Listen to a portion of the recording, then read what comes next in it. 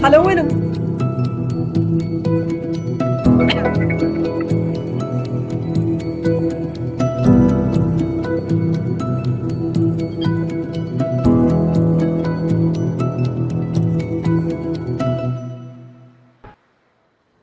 Hello and a warm welcome to HW News Network, your one-stop show, truth be told, for some engaging and thought-provoking conversations. To the viewers of Truth Be Told and HW News, wish you all a very, very happy Independence Day. The nation celebrates the 80th Independence Day. And a few, just about an hour and a half ago, Prime Minister Narendra Modi has finished his 13th Independence Day speech, and that's what we will try and decode as to what were the high points of this speech, what were the low points of his speech. Did he address the nation? Did he address the Gen Z? Because this speech came at a time when the nation was going through turbulent times as far as the youths of the country are concerned. The nation needed answers on police barbarity, why they were committed. There was no word from the Prime Minister on that. The nation wanted to hear from the Prime Minister what he felt about the neat paper leak. And the nation was expecting that he would say something substantive, something concrete from the ramparts of the Red Fort. But he failed to do that. Rather, what we are told is that this morning, the Instagram handle of the Cockroach Janta Party, that was blocked, and which is what Abhijit Dipke had tweeted this morning, and that's how we came to know. But you remember how Cockroach Janta Party had said that 15th August was the day when they will choose to start their School Theek Karo campaign at the village levels, at the local government levels. The problems which the schools, the small schools are facing, like the road repair, the classrooms, broken benches, all those issues will be handled through a movement, through a campaign, which Cockroach Janta Party will be addressing and will be promoting as well. So, did Prime Minister Modi address the Gen Z, or did he fail out? Was this one of the weakest speeches which Prime Minister Modi gave in his 13th year of the rule? Now, what we are told is that he delivered a 75-minute Independence Day speech, and this was the shortest in 4 years and his fourth shortest ever. Now, if you look at the last year's speech, the 79th Independence Day speech last year, he had delivered a 103-minute speech, breaking his own record of 98-minute address delivered on 78th Independence Day in 2024. His longest Independence Day speech before 2024 was 96 minutes in 2016, while his shortest speech was in 2017 when he spoke for 56 minutes. But keeping apart the duration, what he spoke this morning was not very encouraging. As an individual, as a journalist, I felt that it didn't create a spark, and especially coming at a time when the nation was expecting lot many answers from the Prime Minister. But rather, he chose to be acerbic, he chose to be acidic, because when he was speaking on the internal security issue, the Prime Minister said that the armed Naxalism had been curbed, but he warned the people against the Dimagi Naxals, or the urban intellectuals. That's what he meant. He said that such people whom he accused of retaining the Maoist thinking needed to be identified and isolated so that the country's youth could be brought together for a developed India. Now, what does he mean by saying that we will identify and isolate the urban Naxals or the intellectual Naxals? We'll have to wait and watch how that's going to unfold. Then he spoke about how some people sitting in air-conditioned rooms have weaponized resources. And if you remember, throughout the energy crisis, throughout the Iran-Israel war, the people have been questioning him as to what the government is doing about the energy security. So today he chose to speak from the Red Fort without, of course, naming any country. But he did say that people have weaponized the resources. He also spoke about the women's reservation bill, reaching out to the political parties as if it was their fault that the women's reservation bill has not been passed so far. And he said that I appeal to all the political parties to come together and pass the women's reservation bill and do justice to our mothers and sisters. Now, I'd like to play out certain portions of Prime Minister's speech. Let's take a listen to that, and then we head straight into our discussion. Take a listen. रहने की जरूरत है। वर्षों तक देश की सत्ता में माओवादी सोच के लोग गलियारों में अपनी जगह बना करके बैठे थे। सरकारी कमेटियों में सलाहकार के रूप में भी ये माओवादी सोच ने नीतियों को प्रभावित किया था। मेरे प्यारे देशवासियों, जंगलों में हमें हथियारी नक्सलों का खात्मा बुलाने में, उस संकट से देश को मुक्त कराने में सफलता मिली है। लेकिन हथियारी नक्सल तो गए, लेकिन दिमागी नक्सल, ये दिमागी नक्सल मौके की तलाश में है। हिंसा, अराजकता के वो रास्ते खोज रहे हैं, समाज को गलत राह पर घसीटने के लिए भांति भांति के दांव कर रहे हैं। इन दिमागी नक्सलियों को पहचानना होगा, इन दिमागी नक्सलियों को आइसोलेट करना होगा और राष्ट्र को विकसित राष्ट्र बनाने की मुख्य धारा की ओर देश की युवा पीढ़ी को जोड़ना होगा। मेरे प्यारे देशवासियों, आज पंचायतों में, नगर पालिका में, महानगर पालिका में बहुत बड़ी मात्रा में हमारी महिलाएं जनप्रतिनिधि बनकर के देश का मार्गदर्शन कर रही है, समस्याओं का समाधान कर रही है, बहुत ही सक्षम नेतृत्व दे रही है। और इसी को ध्यान में रखते हुए हमने पार्लियामेंट में नारी शक्ति वंदन अधिनियम पारित किया था। लेकिन किसी न किसी कारण से राजनीति के अखाड़े में पिछले 40 साल से ये सपना हमेशा राजनीतिक अखाड़े का शिकार हो गया है। मैं देश के सभी राजनीतिक दलों से आज लाल किले की प्राचीर से तिरंगे झंडे की छाया में खड़े होकर के प्रार्थना करता हूं, आग्रह करता हूं, आइए उन महिलाओं के सामर्थ्य के पुजारी बनिए, उन महिलाओं के सम्मान में आगे आइए और जल्द से जल्द हमारी माताओं बहनों को 33% विधानसभा और लोकसभा में उनको प्रतिनिधित्व मिले, वे भारत की नीति घड़तर के अंदर अपना योगदान दे। समय की मांग है और मैं सभी राजनीतिक दलों से फिर से आग्रह करता हूं, आइए महिला आरक्षण लागू करके महिला सम्मान में आप भी जुड़िए, आप भी यश लीजिए, आप भी क्रेडिट लीजिए, लेकिन मेरी माताओं बहनों को हक दीजिए। But the Prime Minister never said that he linked the Women's Reservation Bill with the delimitation. He chose to completely filter that out, as if, it's the opposition's problem that the Women's Reservation Bill has not got passed. Now, let's go straight into the discussion now to rate the Prime Minister's speech, to decode what he said, what he meant, and especially the most disturbing part of his speech, that we will identify the Dimagi Naxals and isolate them. Now, whom was he talking about? Was he pointing fingers at the opposition? Was he pointing fingers at the Gen Z? Was he pointing fingers at those journalists who are questioning him all the time? That's something to ponder and discuss. Joining me this morning is Smita Gupta, veteran journalist, joins us. Thank you so much, Smita, for joining. It's a real pleasure having you on the program. And we also have Sarvesh Tripathi, Samajwadi Party spokesperson, and also the Supreme Court lawyer. Thank you so much, Sarvesh, for joining. And let me begin with Smita. Smita, how will you rate Prime Minister Modi's speech? And coming straight to the point, the most disturbing part of his speech, where he says that the Dimagi Naxals should be identified and isolated. Whom was he talking about, actually?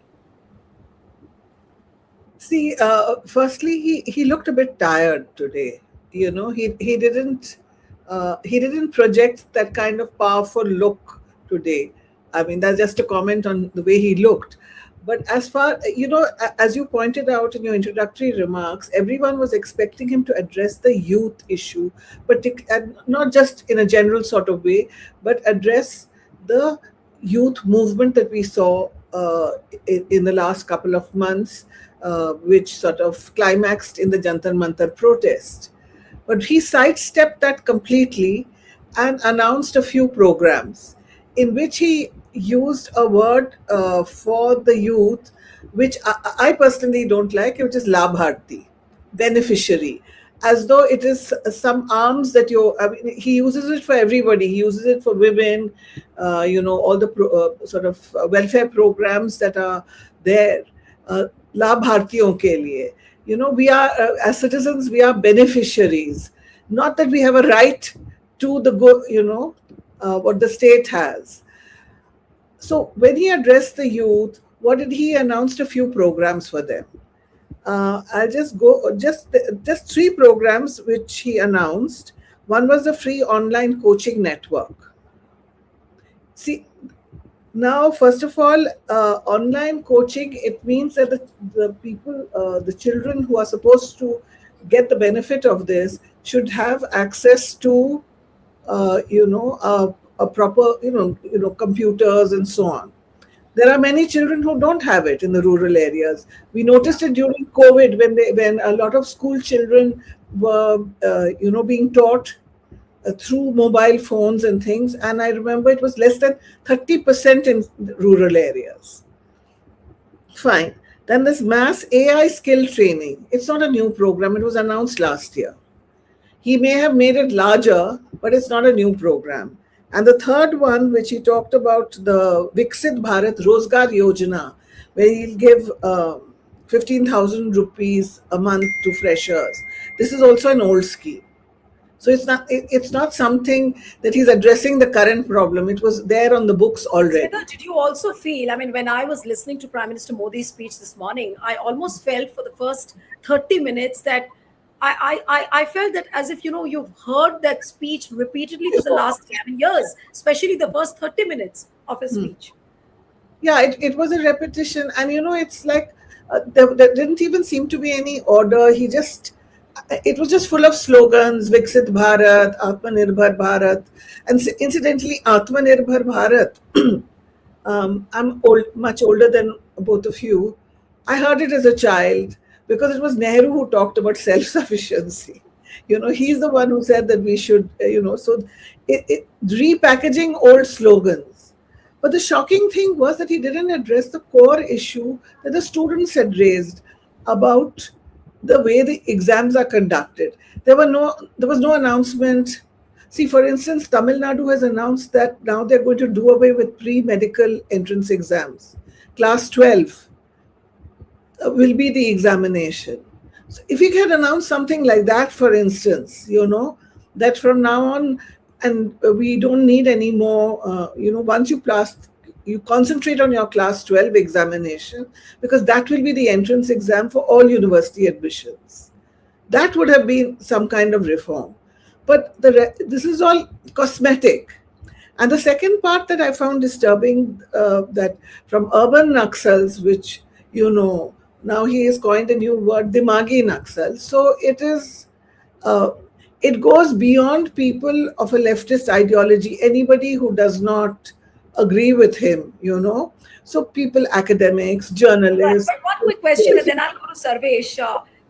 Did it almost sound like a veiled threat from the ramparts of the Red Fort that these Dimagi Naxals need to be identified, they need to be isolated? Did it sound like a veiled threat coming in from the ramparts of the Red Fort, which is so unusual, but then he indulged in that?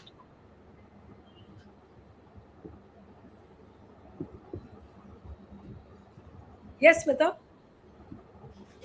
Yes, it was a veiled threat. It was definitely a threat because, I mean, and it's just that he coined a new word, Dimagi Naxal. And I think he was also hinting at the students' movement that we've seen and which continues, because he cannot believe that it is sort of organic. It's an organic movement, and it's just finally things have come to a boiling point, and the children have sort of spilled onto the streets because they've reached a point. You're right. He believes that there is somebody behind this. Right. No, and the very fact, Sarvesh, now coming to you, Prime Minister was speaking about the mindset of such people. इन दिमागी नक्सलों को ठीक करना है, इनको identify करना है, इनको isolate करना है, which means that he has a problem with the mindset of the Dimagi Naxals or the urban intellectuals, what he's referring to. Who do you think was he pointing out at? What is your assessment? And I would also like you to comment on the Prime Minister's 75-minute speech. How did you find? I mean, did it have energy? Did it have anything by which the society or the country needs to be happy about, or should be hopeful that okay, the Prime Minister has redeemed his image? Firstly, I wish you all a very happy Independence Day, and India is about to get freedom from BJP very soon. So the first thing I saw, and Smita ma'am was rightly pointing it, that he was not looking very healthy. I would say I wish him good health. He was not looking very healthy, and he was not looking very or not in his element, what we used to see. So he is not threatening, he is actually threatened by the intellectual people of the country, be it youth or academicians, and he's just giving you all back. So he's now targeting. See, when he was talking about online coaching, you would remember that he got resentment from the coaching teachers and online teachers, academicians. So he's targeting those. Now they are trying to control the coaching system, online coaching system. So they would control it, because that is one way they're not being able to handle the students. First thing. Then AI, they want to control AI. They have been controlling it. They have been using the IT cell for long now. So they want to control it. They want to control Instagram. They want to use it. He told his cabinet ministers also to use it, Instagram their way. So apparently, even the teleprompter is not working well for him. Those who write his speeches are not working very well for him, because his speech was devoid of any merit as such. On Independence Day, you would never in your dreams would think that any Indian Prime Minister would deliver a speech like this. A very shallow speech. He was just targeting, he was just putting his agendas, and he was just targeting, it was very well in his mind that UP election is in 27 is around the corner But now. there was no So he was word, just nothing. Right. no, there was no word, but he was doing his thing, because there is no word for him. They have no narrative now which is working for them. So he was just targeting students. He was targeting. He did not mention the theme of it, but he was targeting them. He was targeting students very clearly. So No, but it was Sarvesh, do you think, Sarvesh, because you represent a political party which is very, very active in Uttar Pradesh, now, just before the UP elections, the people of UP must have expected from the Prime Minister that, okay, if the Ram temple theft has happened, he might say something on that. But there was not a single line on the Ram temple theft. There was no single line on the police barbarity. There was no single line on the neat paper leak. How do you think the electorate of UP will respond? Because you come from a state which is politically hyperactive, and I'm sure the people from that state must have expected Prime Minister to say something at this See, point of time. if you understand UP has shown its color in 2024 elections. So it is just waiting for the Vidhan Sabha elections now. And about the expectation, this country, not only UP, doesn't expect a thing from Mr. Narendra Modi now or Amit Shah now. You, me, or any political party would be demanding कि अमित शाह जी ये कह दें, गृह मंत्री जी ये कह दें या प्रधानमंत्री. Country knows him. 2024 elections, UP clearly showed. It is not about 37 seats that we got, or in the Gathbandhan, what we got in the elections. It was 54 seats, which IB told BJP before elections. And it was very clearly 54, 55 seats that would have won if it was very clear. Because there were seats we lost by a margin of 500 votes, 1,000 votes, and what was it done, everybody knows. So UP is just waiting for elections, and you will see the numbers when you get to Right. know it. One quick question, Sarvesh, from you, and then I'll go to Smita. That did you find this speech as one of the weakest speeches of the Prime Minister in the last 12 years? This was the 13th speech which he made.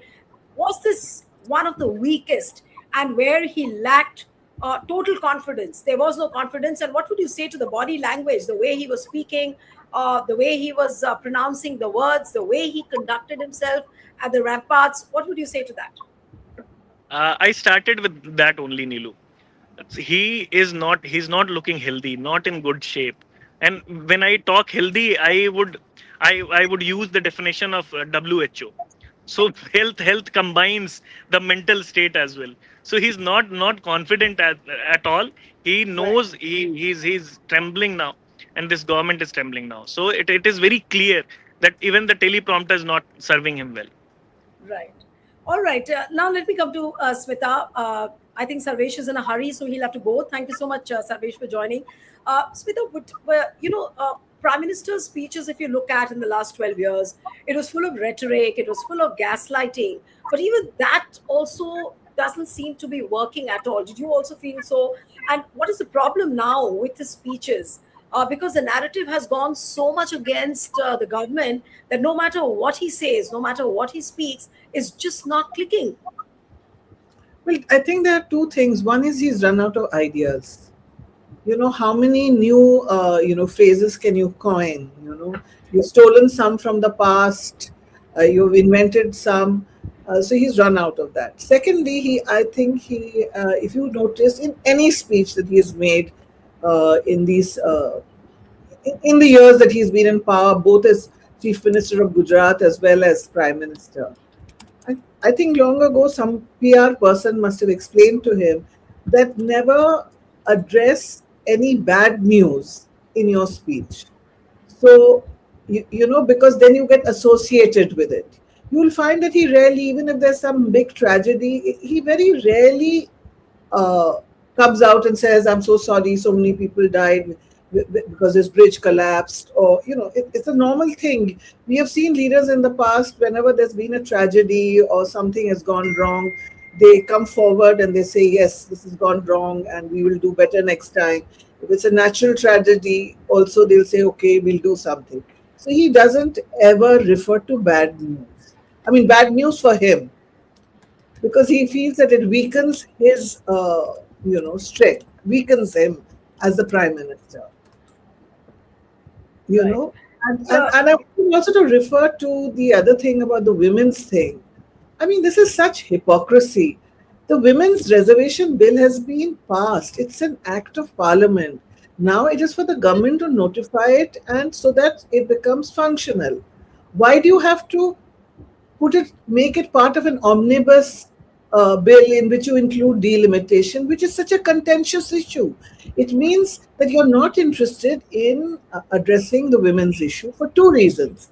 One is, if you do it before the expansion of the Lok Sabha, many male MPs are going to be unhappy naturally, because if a bigger chunk goes out, some male MPs will have to, and that is the problem he has in his own party. No male MP wants to give up his seat. So he thinks that first you expand, then there are these new seats, then we give it. I mean, do women want? We want to share. Women want to share. They don't want some extra seats to be created. Make the room larger so that the women can also sit over there. So, I mean, it is such hypocrisy that he's criticizing other political parties for this. Which the keys are in his hand, to implement this bill. And I think women should recognize that. I don't know. right. I mean, some of the women politicians have pointed this out, but I No, but think it is it needs to be becoming emphasized. Smita, is it becoming increasingly difficult now for the BJP and its IT cell also to defend Prime Minister? Uh, is the image is the image of the Prime Minister facing that kind of a decline now? Because there is that muscularity in the narrative, chappan inch ka, all that has gone now. So I do think that it'll increasingly become difficult for the BJP also now to defend Prime Minister Modi. I mean, they will continue to try and defend him, because he's still their best bet. Let's face it, he's still their best bet. There is nobody to, uh, you know, equal his powers, or whatever you might want to call it. So they will, but increasingly he will come under pressure, and there will come a breaking point. Which is why he is so anxious to win elections, and which is why even that seat in Bihar, Bankipur seat, and they also lost some seat in assembly seat in Madhya Pradesh recently. He immediately summoned all the top Madhya Pradesh leaders to Delhi, Shivraj Chauhan, to discuss this. They were very upset with the Bankipur thing. And the very next day, suddenly, Mr.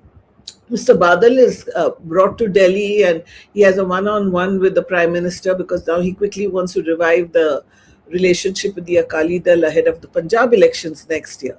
So he knows the key to his being useful to the BJP and the Sangh Parivar is his ability to win elections. So now I think that is what he's going to be focused on: UP, Punjab, and whatever other elections are coming. But the Prime Minister, I'm sure, no, politically speaking, he wouldn't have said anything on the Ram temple theft. But these were the answers which the nation was looking for, and he didn't speak on the neat paper leak. He didn't speak on how to address the concerns of the Gen Z. How do you think this entire lot is going to react? Whether it is the Gen Z, whether it is the electorate of the Uttar Pradesh, a state like Uttar Pradesh, and of course, how his perception will now be built from here on, because this was an occasion where he could have redeemed himself well in the eyes of the Gen Z, in the eyes of the people of Uttar Pradesh, like what I was asking Sarvesh also. So, was this a lost opportunity for the Prime Minister? This is my final question to you, Smita. Yeah. I mean, we may regard it as a lost opportunity because that's the way we look at it. We expect our leaders to acknowledge their mistakes, to atone for them, and to, offer a solution. But in Mr. Modi's mind, doesn't work in that way. He sees it that he feels that if he refers to these shortcomings, he makes himself look weaker in the eyes of the people. He is omnipotent. He never makes mistakes. If the mistakes have been made, it's been made by someone lower down the line. So he feels that it makes him weak. So that is why he doesn't address it.